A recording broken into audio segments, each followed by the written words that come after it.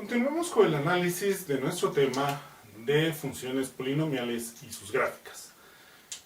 En ese esquema, pues vamos a analizar hoy algunas funciones polinomiales que quizás no sean tan fácilmente factorizables como las que hemos visto en los ejemplos anteriores.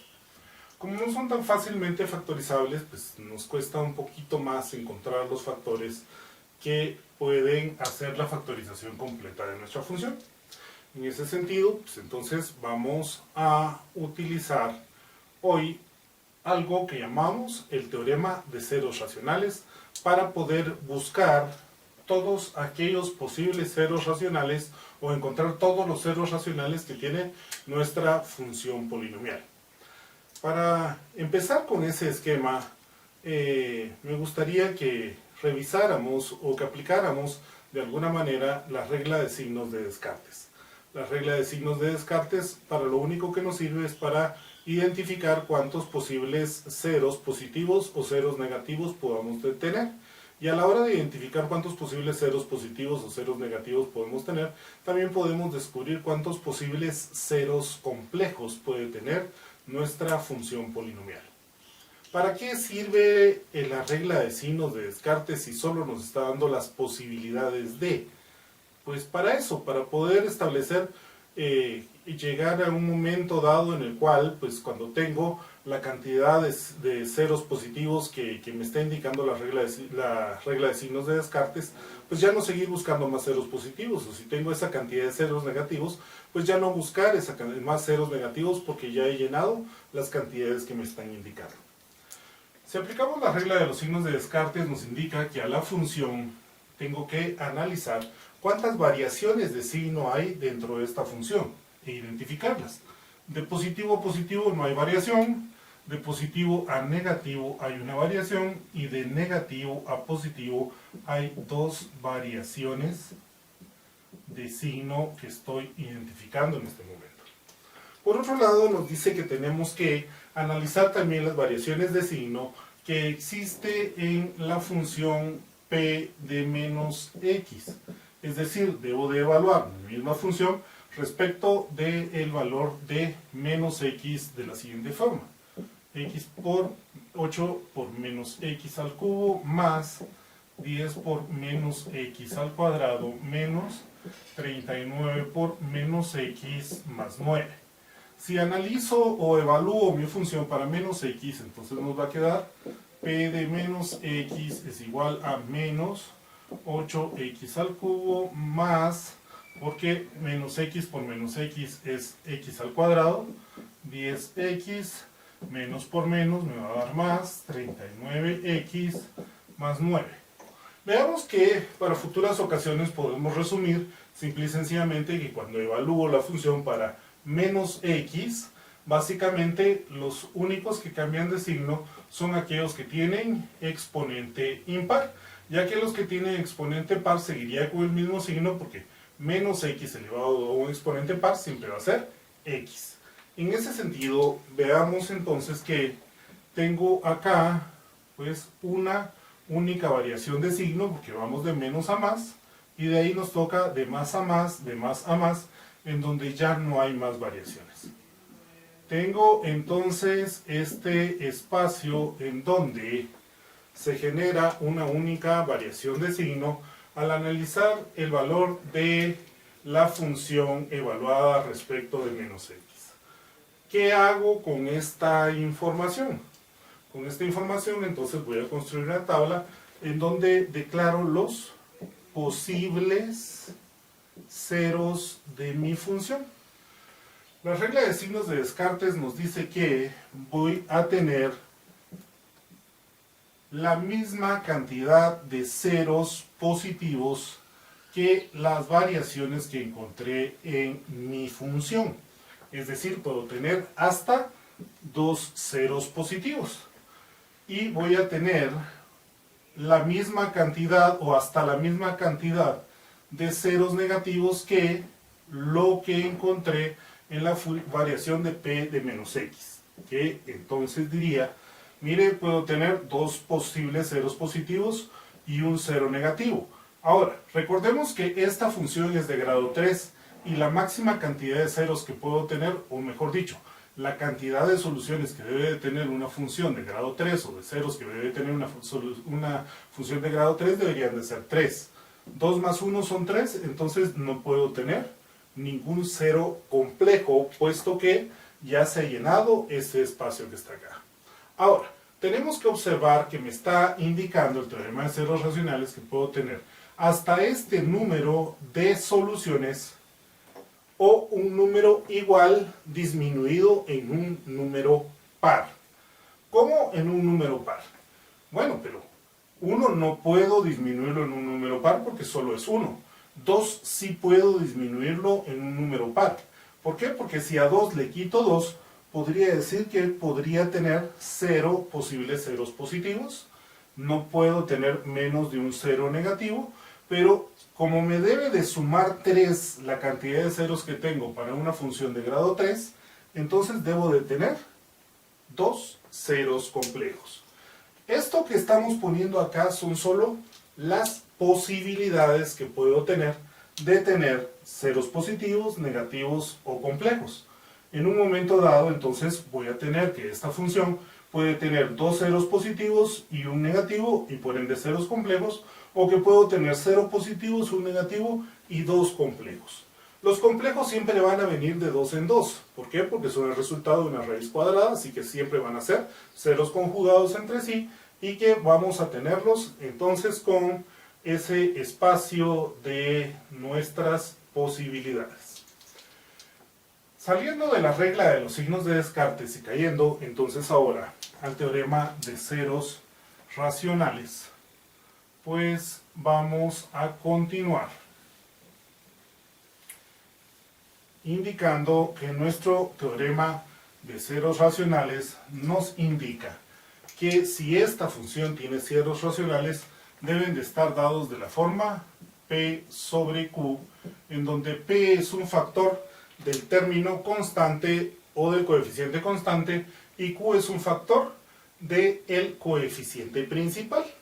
De esta manera, entonces, podríamos definir que si esta función tiene ceros racionales, debería de ser uno de los posibles valores que estamos escribiendo en este momento como factores de el valor del término constante, que a la hora de descomponerlo en factores diríamos que puede darse como 1, 3 y 9, ya que no existen más valores que enteros o exactos que dirían exactamente este valor y lo descompongan en más términos.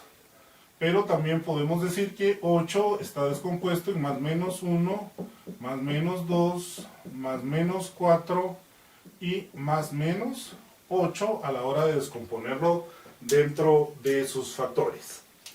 ¿Qué significa esto? Bueno, vamos a formar acá valores racionales. Recordemos que un número racional no es otra cosa más que un número entero dividido entre 8 de un número entero.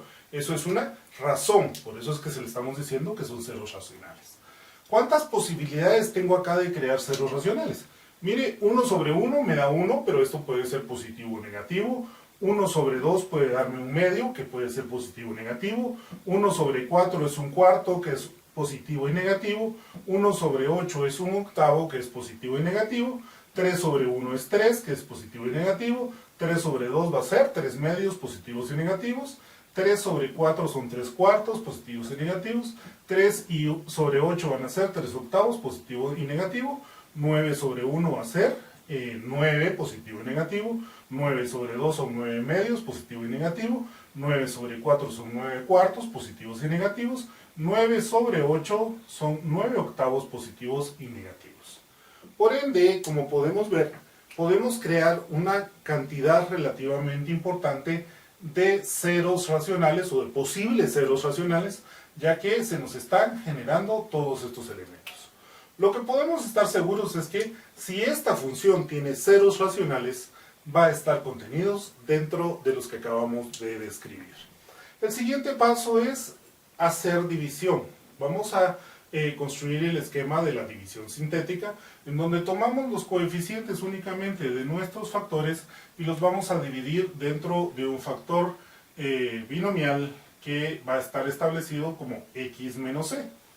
Tomando los factores de cada uno de nuestros, los coeficientes de cada uno de nuestros términos de nuestra función polinomial, pues vamos a tener que 8 más 10 menos 39 más 9.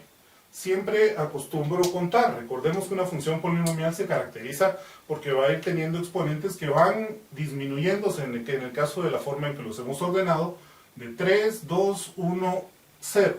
3, 2, 1, 0. Y los manejo de esta forma, ¿por qué? Porque nuestros términos de los factores, perdón, de los coeficientes de cada uno de los términos de mi función polinomial deben de estar representados dentro de mi división sintética para que ésta pues funcione. Vamos a empezar dividiendo dentro de dos valores que de antemano sé que no son solución, pero más servir para poder hablar de otros conceptos que son importantes. Pensemos, por ejemplo, que voy a dividir este polinomio dentro de x más c más 9 medios, o x más 9 medios, que sería el equivalente a decir, mire, menos 9 medios, vamos a dividir esto de 8 más 10 menos 39 más 9. ¿Qué pasa en ese espacio específico?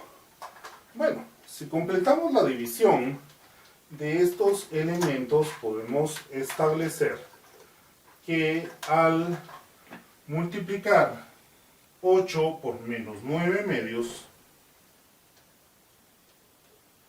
nos va a quedar el valor de menos 36 que anotamos acá. Le sumamos 10 y nos va a quedar menos 26.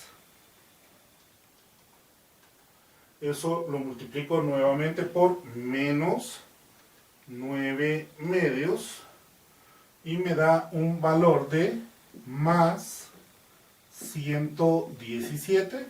A 117 le resto 39 con el valor anterior y me queda que es más 78. Más 78 lo multiplico nuevamente por menos 9 medios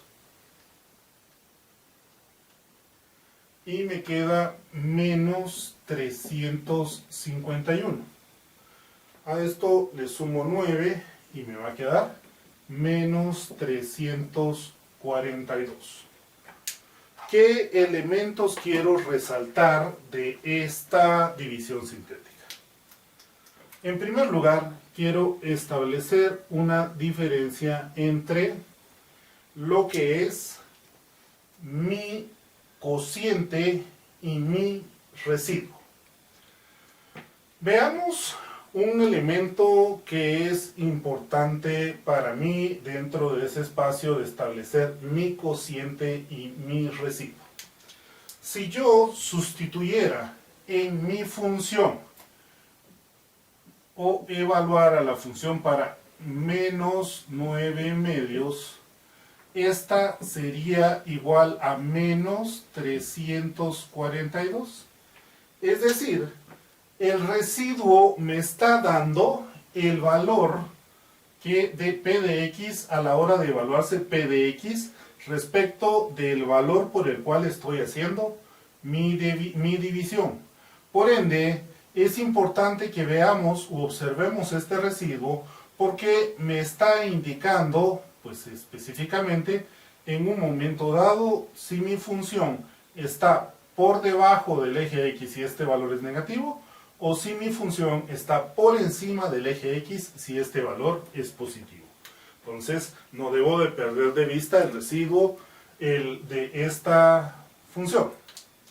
¿Qué pasa además de esto que estamos iniciando o discutiendo en este momento? Para que este valor fuera un 0 de mi función, mi residuo debería de ser 0. ¿Por qué? Porque entonces el valor de x que hace que p de x sea igual a 0 es un 0, o es el valor en donde se alcanza el 0 de mi función, o donde la gráfica corta el eje x o toca el eje x, al menos en ese sentido. Como es menos 342 y no es 0, por supuesto menos 9 medios no es un 0 de mi función polinomial. ¿Qué otra cosa es importante analizar acá? Observemos que aquí tengo un signo positivo, aunque no lo muestre, negativo, positivo y negativo nuevamente. ¿Qué importancia tiene este esquema de tener números positivos y negativos que se alternan de forma sucesiva? Cuando yo tengo valores positivos y negativos que se alternan de forma sucesiva, me está indicando que menos 9 medios es un límite inferior de mi función. El teorema del límite superior e inferior me indica que cada vez que tenga valores que se alternan, positivos y negativos, dentro del cociente y el residuo de mi división, pues entonces voy a tener un límite inferior. ¿Qué significa un límite inferior? Mire, cada vez que me encuentre este espacio me está diciendo, por debajo de este valor ya no siga buscando. ¿Por qué? Porque por debajo de ese valor ya no hay ceros racionales que encontrar. Entonces, por debajo de menos 9 medios, no voy a seguir buscando un número más pequeño, porque me está indicando de que ya no hay ceros racionales bajo este valor. Veamos, por ejemplo, y voy a cambiar a un valor de 9 medios para seguir ejemplificando los conceptos que estoy indicando.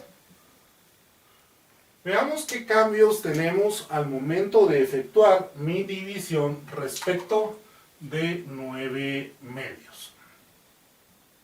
Si multiplicamos por 9 medios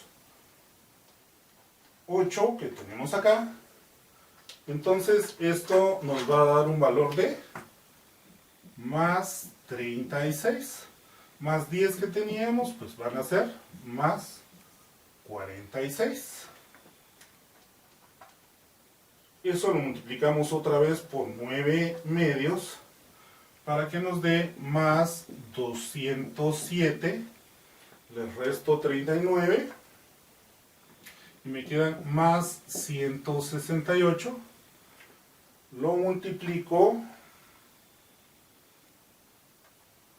por 9 medios y me queda, vamos a ver, 168 por 9 medios y me da más 756. Más 756 más 9, pues van a ser 765. Otra vez visualicemos dos elementos que son importantes. El primero, que mi residuo ahora es 765. Por ende, P de 9 medios va a ser 765. Y en segundo lugar, que ahora voy a tener que tanto los valores o los signos del cociente y el residuo van a ser positivo, positivo, positivo y positivo. ¿Qué me está indicando este espacio? Si analizo nuevamente el teorema de ceros racionales y el teorema de límite superior e inferior, voy a encontrarme que cuando tengo dentro de mi cociente y mi residuo solo números positivos, positivos, positivos, positivos, voy a tener que me he topado con un límite superior. Es decir, por encima de 9 medios no le siga buscando porque no va a tener ningún valor que haga cero, ningún valor racional que haga cero su función. Por ende, me están indicando que debo de seguir buscando valores más grandes. El límite superior e inferior no son representativos de un número específicamente, sino más bien de todo un intervalo de valores en donde ya no debo de seguir buscando más valores por encima de este, porque no voy a tener siempre y cuando me den estas condiciones en donde si tengo solo valores positivos, pues tengo un límite superior. Si tengo valores positivos y negativos que se alternan de forma sucesiva, pues voy a tener un límite inferior. Ahora bien, veamos el hecho de que cuando teníamos el valor de menos 9 medios, nos estaba indicando que en su momento y vamos a tener un valor de P de X de menos 342. ¿Qué significa eso para nosotros o qué relevancia tiene para nosotros ese esquema de tener menos 342 para menos 9 medios? Pensemos un minuto en donde estamos en menos 9 medios y que voy a tener por acá un valor de menos 342 como el residuo de P de menos 9 medios. Y acá estoy en 9 medios, que sería el valor que estoy analizando, y me da como salida un valor de 765 para P de X. Cuando es necesario, pues simple y sencillamente de forma intuitiva, podemos pensar que si en un momento dado tengo un valor de X que me está dando un valor de P de X negativo y después tengo un valor de X que me está dando un valor de P de X que es positivo, pues entonces puedo llegar a concluir que si en estos dos puntos necesariamente tiene que pasar la gráfica, ya que los dos puntos son soluciones de mi función, pues evidentemente en alguna parte de estos dos puntos tiene que haber al menos un punto donde corta el eje X, es decir, que entre menos 9 medios y 9 medios a la hora de analizar los residuos que me quedan de mi división sintética, se aplica lo que teníamos como el teorema del valor intermedio, en donde entre estos dos valores debe de haber al menos un cero o un punto donde la gráfica corta el eje X. Digo al menos, ¿por qué? Porque en este caso, recordemos que estábamos estableciendo que por debajo de menos 9 medios ya no hay más ceros racionales y por encima de 9 medios ya no hay más ceros racionales. Y esta es una función de grado 3, así que espero que entre menos 9 medios y 9 medios posiblemente tenga 3 ceros de mi función.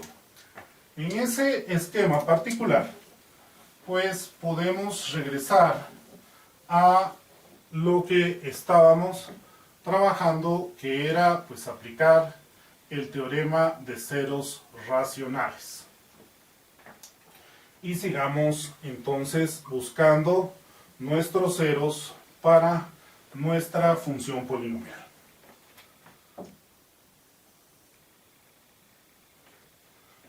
Si vemos en ese esquema, 3 sobre 1 es un cero racional que podemos utilizar, que puede ser positivo y negativo.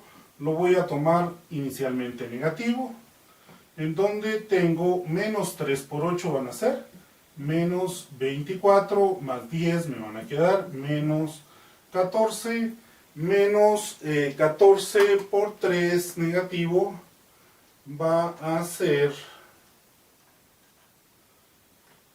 más 42, menos 39 me va a quedar más 3, menos 3 por 3 va a ser menos 9 y esto me queda como 0.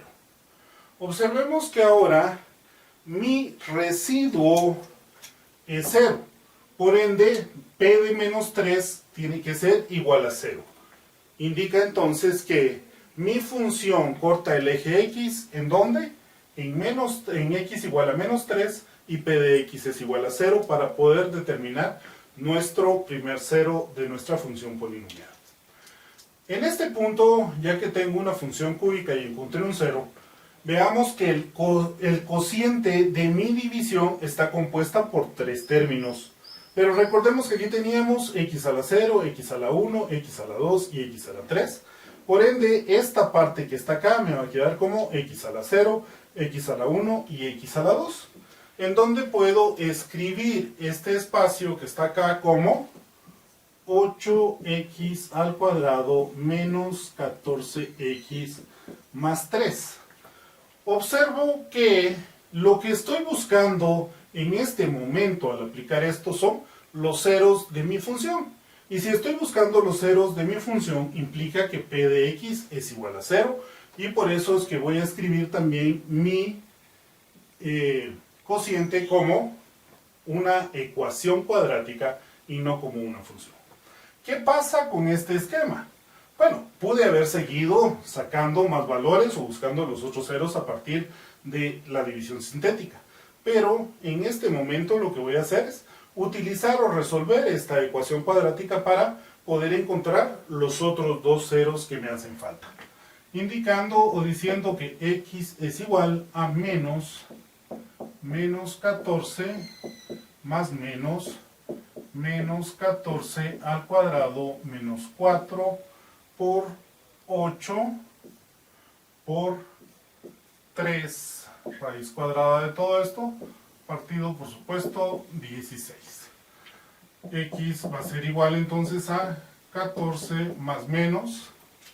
Al momento de calcular nuestro radical nos va a quedar que 14 elevado al cuadrado menos 4 por 8 por 3 es igual a 100, con lo cual la raíz de 100 sería igual a 10 partido 16, con lo cual tenemos que x sub 1 es igual a 14 más 10, que serían 24 partido 16, que esto es igual a 3 medios, x sub 2 es igual a 14 menos 10, que sería 4 partido 16, que esto es igual a un cuarto. X sub 3, porque tenemos que tener tres soluciones para una función de grado 3, pues está dado por el primer valor que encontramos acá, que sería menos 3. Observemos entonces que lo que habíamos descrito en la regla de los signos de Descartes, en donde podía tener hasta un cero negativo y dos ceros positivos, se cumple efectivamente. Y que además de esto, pues entonces, esta función de grado 3, pues he encontrado tres ceros acá. Escribamos nuestra función totalmente factorizada como en los casos anteriores. ¿Cómo vamos a encontrar los factores si acá vamos a encontrar las soluciones? Recuerda que esto que está acá puede ser escrito como x igual a 3 medios, que también podría ser escrito como 2x igual a 3, o podría ser escrito como 2x menos 3 igual a 0, que estaría dado nuestro primer término. Esto que está acá puede estar escrito como x igual a un cuarto, en donde podría decir que 4x es igual a 1, o podría decir que 4x menos 1 es igual a 0, que sería mi segundo factor. El tercer factor estaría dado a partir de esta expresión, en donde pues evidentemente estoy diciendo que x es igual a menos 3, y que esto lo puedo escribir como x más 3 igual a 0. Observemos que tengo ya 1, 2 y 3 factores que acabo de escribir de esta manera. Ya que tengo entonces esos factores, pues puedo reescribir mi función como p de x igual a x más 3 por 4x menos 1 por 2x menos 3. Si ustedes multiplican estos tres factores que acabamos de escribir, pues les debe de dar nuevamente la misma función inicial, y por ende pues podemos decir que he encontrado no solo los ceros de mi función, sino que también he escrito mi función polinomial totalmente factorizada. Bueno, ¿qué tenemos que continuar haciendo hasta acá? Hasta el momento solo hemos ejemplificado el uso del teorema de ceros racionales para poder encontrar los ceros racionales de esta función. ¿Qué pasa entonces o qué seguimos haciendo después de haber encontrado los ceros racionales de esa función, si lo que queremos es construir nuestra gráfica. Bueno, ya tenemos los ceros de nuestra función. El siguiente paso debería ser construir una tabla de valores de prueba en donde pueda establecer qué valores tiene para mí o qué elementos son importantes respecto de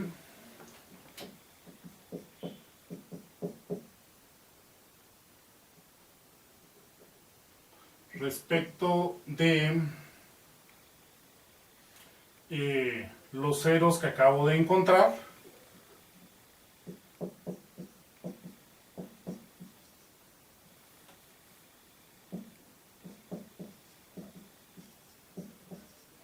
Que están dados en x sub 1 menos 3, x sub 2 igual a un cuarto y x sub 3 igual a 3 medios. ¿Qué es lo que debo de tener en esos valores de prueba? Pues dónde está mi función, si está por encima del eje X o por debajo del eje X, antes, entre y después de estos valores. Bueno, entonces por ende vamos a construir una tabla de x, p de x, en donde analizo para los valores, por ejemplo, menos 4, menos 3, menos 2, menos 1, 0, x y p de x, en donde tengo que tomar para empezar el valor de un cuarto, el valor de 1 por ejemplo, el valor de 3 medios, el valor de 2, para concluir con este análisis que voy a realizar. Por supuesto, en menos 3 tengo que p de x es 0, en un cuarto tengo que p de x es 0 y en 3 medios tengo que p de x es 0. Para evaluar el valor de 0, que siempre es importante incluirlo, ya que dijimos que cuando tengamos o cuando encontremos el valor de x igual a 0, nuestra función va a estar intersectando nuestro eje x, nuestro eje y particularmente. Entonces vamos a tener que p de 0 es igual a 8 por 0 al cubo, que es 0, más 10 por 0 al cuadrado, que es 0, menos 39 por 0, que es 0, más 9, nos quedaría simple y sencillamente entonces que cuando x es 0, p de x va a ser el valor de 9. En ese sentido particularmente, entonces vamos a completar los valores de nuestra tabla evaluando dentro de la función para cada uno de los valores que hemos propuesto.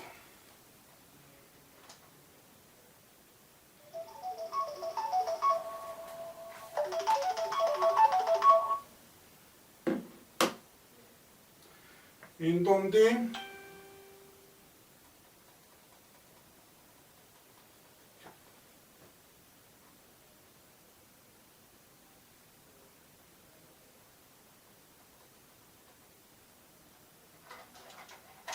para 2 voy a tener el valor de 35, para 1 va a ser menos 12,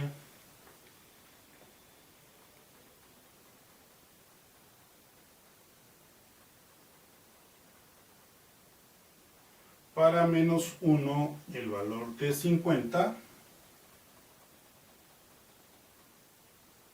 para menos 2 el valor de 63,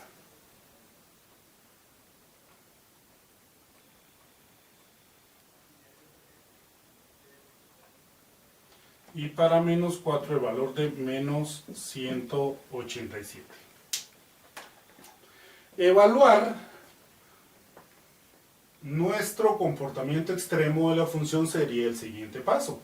Pero en este caso tenemos que ver que tengo una función polinomial de grado impar con coeficiente principal positivo.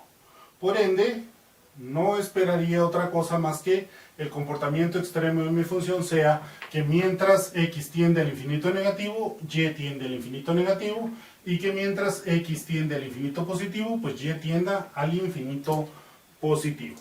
Para llegar por último a establecer el bosquejo de mi función mediante una gráfica que esté dada respecto de x y P de X diciendo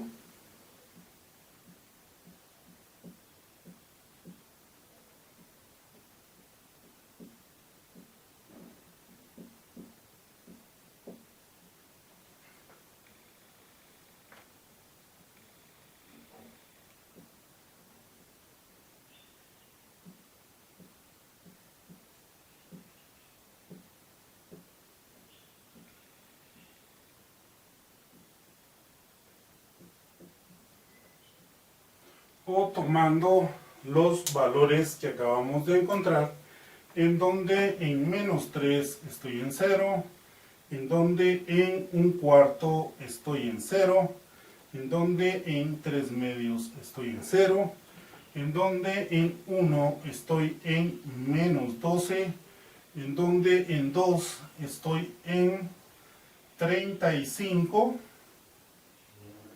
y en 0 atravieso el eje Y en 9. Cuando estoy en menos 2 estoy en 63.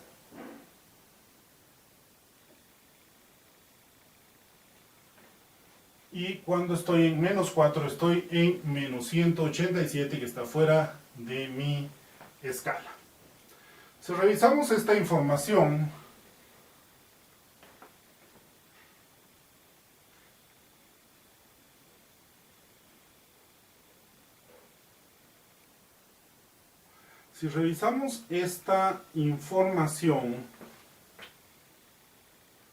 pues estaríamos encontrando algunos valores que nos terminan dando el siguiente bosquejo. Recordemos que debo de unir mis puntos con líneas suaves, curvas que no unirlos con líneas rectas para poder seguir creando el bosquejo de mi gráfica.